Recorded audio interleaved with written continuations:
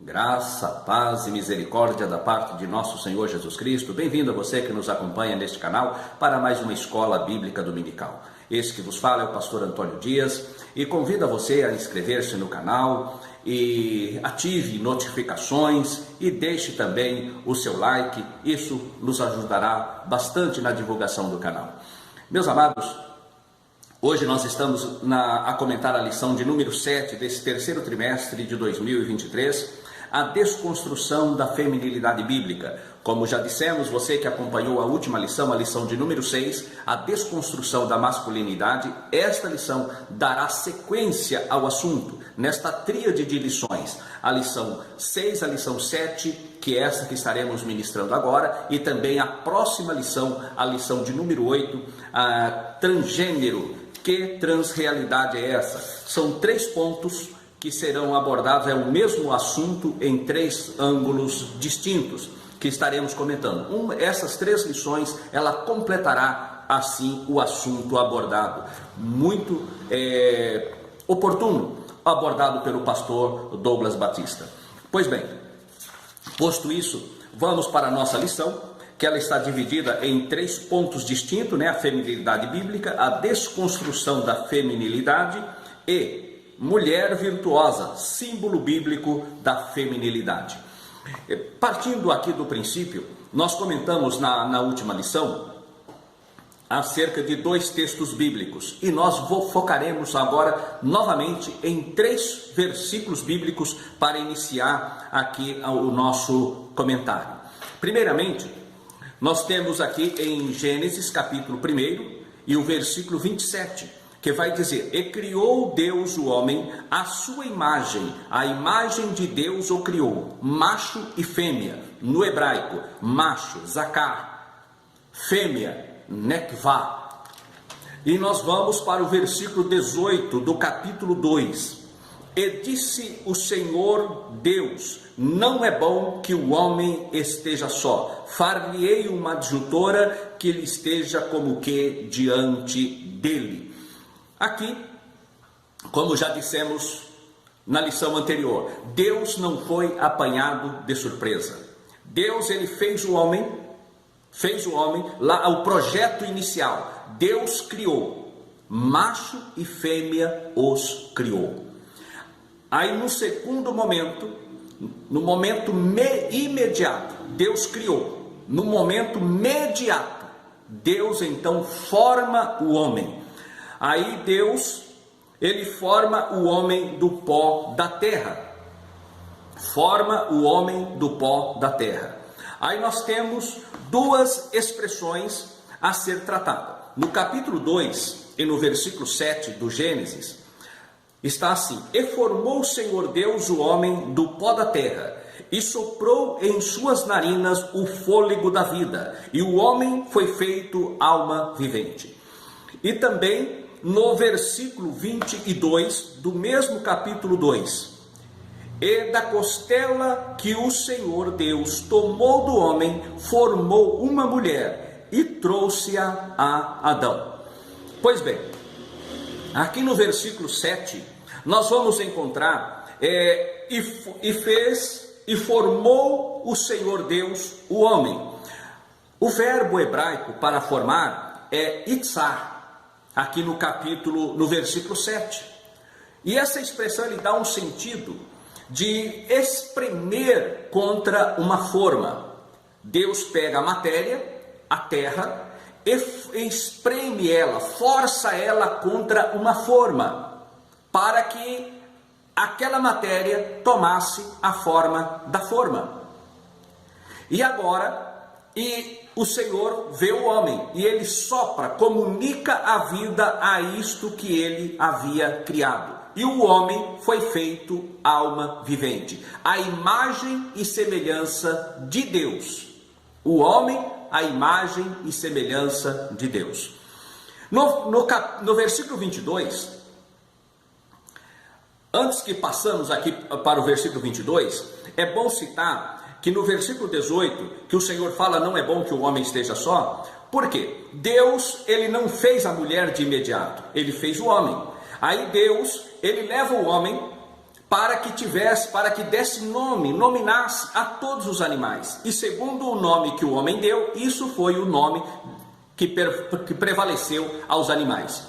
E agora, o homem sentiu a necessidade, que não tinha uma companheira como os demais machos que ali havia. E agora, Deus então faz cair um sono pesado sobre Adão, tira a costela, e nós vamos para o versículo 22. E da costela que o Senhor Deus tomou do homem, formou uma mulher e trouxe-a a Adão. O verbo aqui não é o mesmo itzar do versículo 7. Esse aqui, quando Deus formou a mulher, o verbo é banar, lá do hebraico, banar. E banar significa formar aos poucos, formar meticulosamente, formar de forma meticulosa. A mulher foi formada de forma meticulosa por Deus. O homem, a matéria que Deus fez o corpo do homem foi a terra. A matéria que Deus utilizou para fazer a mulher foi o osso e a carne do homem. E aqui nós vamos ver que Adão diz, versículo 23, e disse Adão, esta é agora osso dos meus ossos, carne da minha carne, portanto será chamada varoa, porquanto do varão foi tomada. Do varão, Ish, será chamada varoa, Isha. Aqui ele dá o nome, homem, Ish, mulher, Isha. E aí nós vamos para o versículo 24. Portanto, deixará o homem o seu pai e a sua mãe, e unir-se-á à sua mulher, e serão os dois uma só carne. Ou seja, o homem e a mulher formam uma só carne. Eles se completam. O homem é completado pela mulher. A mulher é completada pelo homem. Ou seja, para que haja uma completude, a união entre homem e mulher, o casal, é mais forte do que a união entre pais e filhos. A união entre o esposo e a esposa, homem e a mulher, é mais forte do que a união dos pais com os filhos. É o texto bíblico, porque quando chega na idade adulta, o filho sai da casa dos pais e busca uma mulher e une-se a ela, e começa então uma nova família. Este é o propósito de Deus. Então, nós vemos aqui esse ponto. E olha a profundidade disso. Assim como a mulher foi tirada do homem, assim também a igreja foi tirada de Cristo, porque esse relacionamento tem uma ligação íntima, mostrando a ligação entre Cristo e a igreja. Entre Cristo e a igreja. Se nós olharmos para João, nós vamos encontrar lá no Evangelho, versículo de 1 a 3. No princípio era o verbo estava com Deus, e o verbo era Deus. Todas as coisas foram feitas por ele, sem ele nada do que foi feito se fez. Nós vamos ver que o evangelista João, no capítulo 1 e no versículo 14, e o verbo se fez carne e habitou entre nós, e vimos a sua glória como a glória do unigênito do Pai, cheio de graça e de verdade. Aí nós vamos ver que Jesus, ele foi gerado no ventre de Maria, por obra e graça do Espírito Santo, como vimos na lição que já antecedeu. O milagre no ventre materno, o milagre do ventre. Aí nós encontramos novamente a questão da forma, da fórmula e da forma. Aqui nesse caso, o Senhor Jesus, o verbo se fez carne, e ele foi para o ventre de Maria. O ventre de Maria foi a forma, a fórmula, o verbo divino. E ele toma a forma da forma. E ele foi achado na forma de homem, sendo Deus na forma de homem. Aí nós vamos para Filipenses. Versículo 5 do capítulo 2, capítulo 2 de Filipenses, versículo 5. De sorte que haja em vós o mesmo sentimento que também houve em Cristo Jesus, que sendo em forma de Deus, não teve por usurpação o ser igual a Deus, mas esvaziou-se a si mesmo, tomando a forma de servo, fazendo-se semelhante aos homens. Ou seja, ele tomou a forma humana no ventre de Maria. Assim como Deus, ele na criação do homem, ele é como que espremer contra a forma. E ali o homem foi feito imagem e semelhança de Deus. Agora, o Verbo encarnado, ele vem no ventre de Maria. E no ventre ele toma a forma humana. Não era a mesma fórmula que você foi formado. Porque nós tivemos os gametas masculino e feminino do nosso pai e da nossa mãe. O Senhor Jesus, ele foi gerado no ventre de Maria sem a união dos gametas masculino e feminino. Mas diretamente a palavra de Deus criou a forma humana no ventre de Maria. O Verbo encarnado. É por isso que em Romanos, no capítulo 8, nós vamos aprender que Paulo, ele vai dizer o seguinte. Versículo 2 do capítulo 8. Porque a lei do Espírito e da vida em Cristo Jesus me livrou da lei do pecado e da morte. Porquanto o que era impossível à lei, visto que estava enferma pela carne, Deus enviando o seu Filho em semelhança da carne do pecado. Por que semelhança da carne do pecado? Porque ele foi gerado no ventre de Maria. A carne de Maria estava contaminada pelo pecado. Mas o que nela foi gerado não tinha contaminação do pecado. E aí nós vamos na sequência. Pelo pecado, condenou o pecado na carne. A sua carne, a carne de Cristo, não tinha pecado.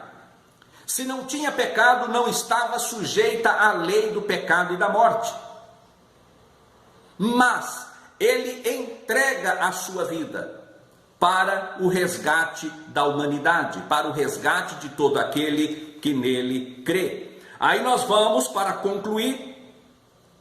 Para que a justiça, versículo 4, para que a justiça da lei se cumprisse em nós, que não andamos segundo a carne, mas segundo o Espírito.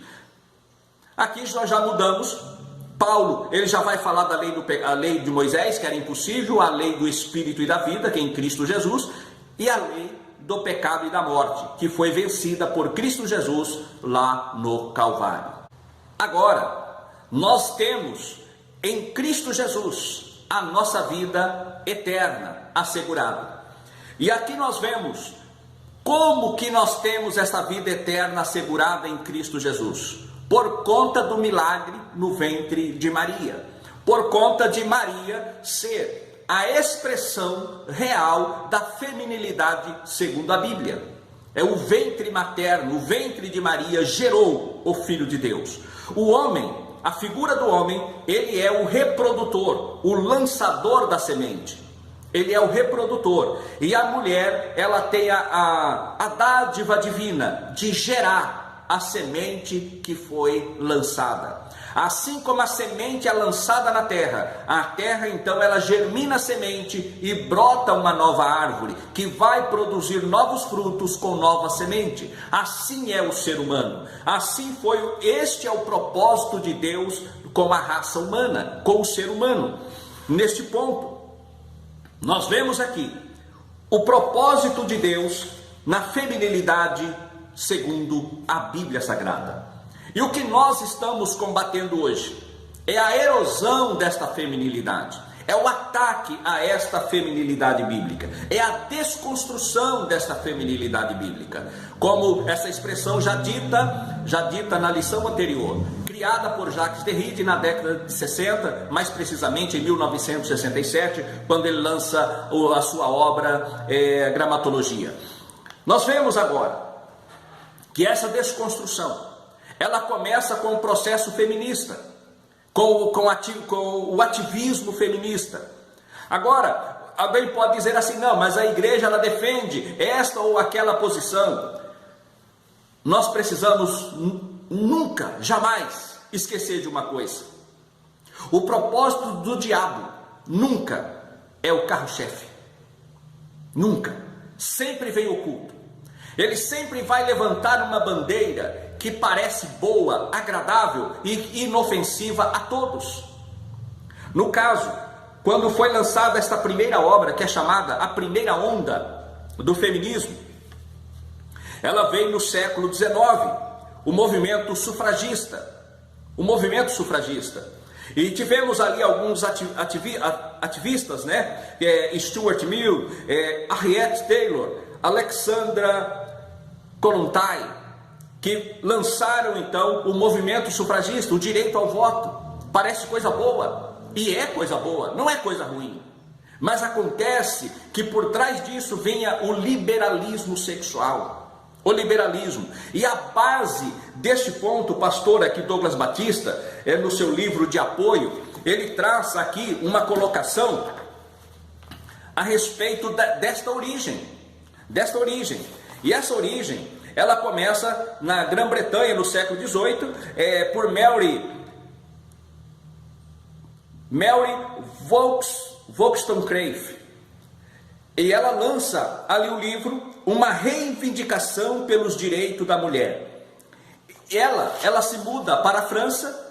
Ali na França, ela tem um romance com um americano, é rejeitada por esse americano, ela volta para a Inglaterra com uma filha ilegítima, e depois ela se casa com William Godwin, e este, que também era uma pessoa radical, adepto da Revolução Francesa.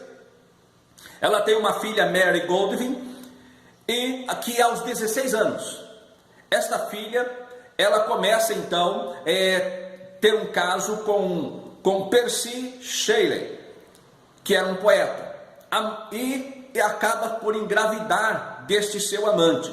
E a esposa do amante, ela descobre e então ela comete o suicídio. 3 semanas depois do suicídio, Mary então se casa com Percy. E agora começa então, esta é a base.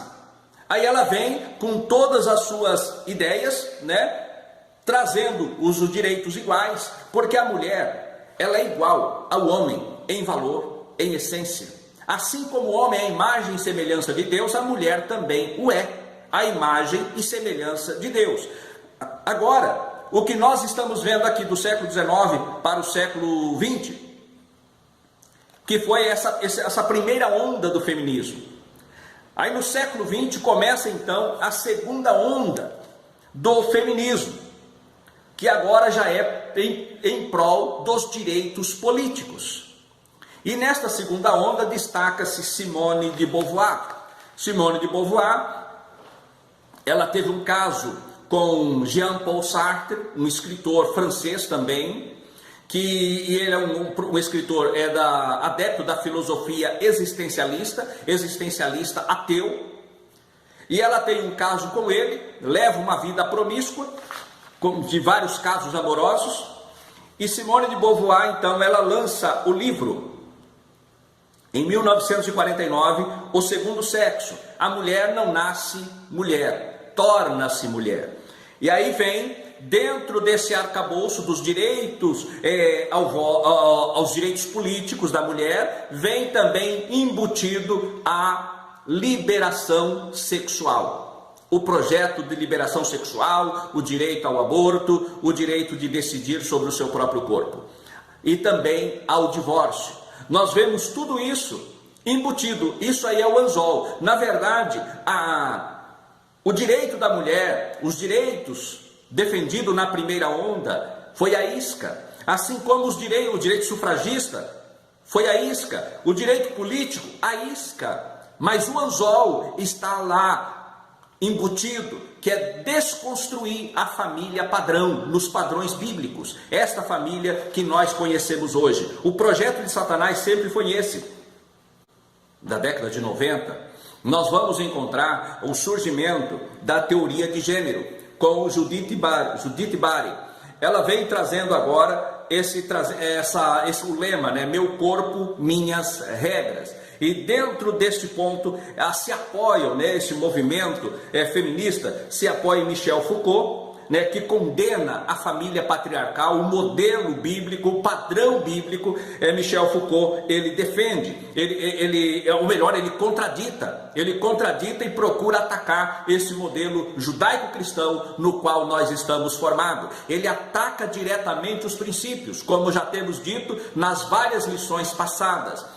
Dos salmistas no Salmo 11 e no versículo 3. Se os fundamentos são abalados, o que poderá fazer o justo? E no caso, essas pessoas vêm atacando os fundamentos, abalando os fundamentos, procurando destruir estes fundamentos.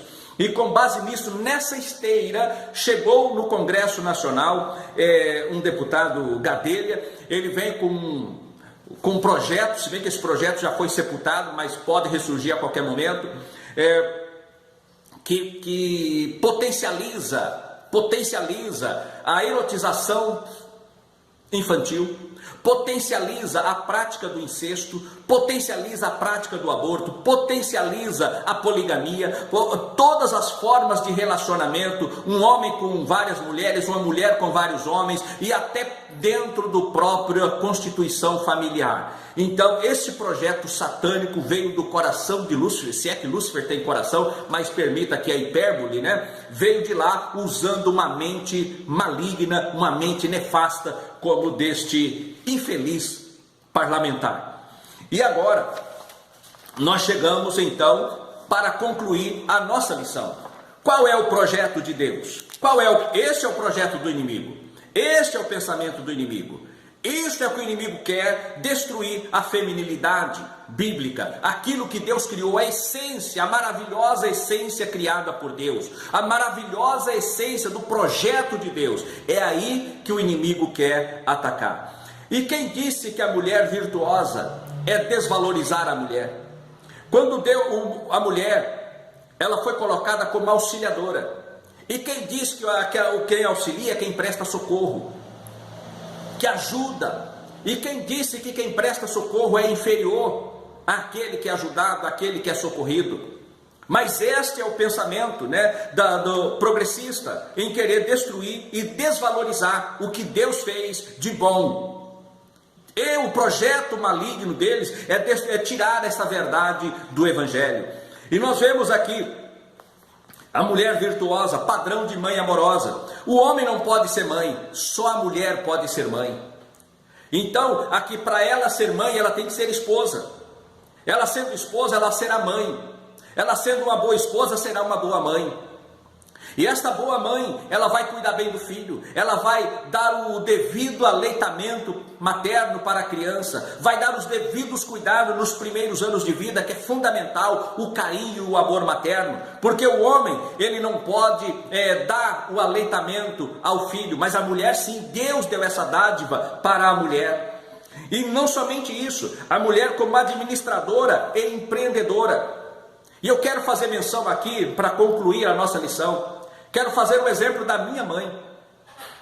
Somos uma família pobre, criada na roça, na lavoura do algodão, do amendoim. Mas lá nos primeiros anos, vivíamos numa situação análoga à de escravo. A coragem da minha mãe,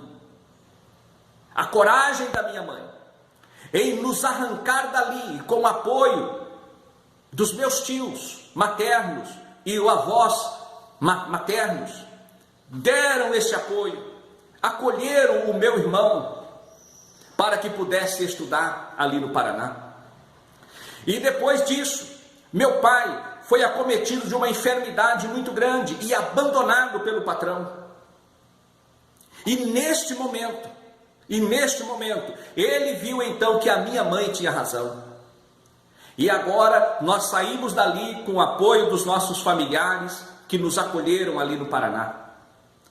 e pudemos estudar. Se hoje estou aqui, primeiramente Deus, e depois uma mãe, uma mulher exemplar como esposa, uma mulher exemplar como mãe, uma mulher exemplar como empreendedora e cuidadora da família. Porque ela, mesmo trabalhando aqui em Americana, nas empresas, como empregada doméstica e depois trabalhando na indústria, ela nunca comeu pão da preguiça, mas sempre trabalhou para o sustento, para ajudar no sustento da casa. E isso ela fez até o começo deste ano de 2023, quando Jesus a chamou para as mansões celestiais. Ela jamais parou, jamais deixou de empreender, de fazer algo que pudesse trazer um benefício para a família.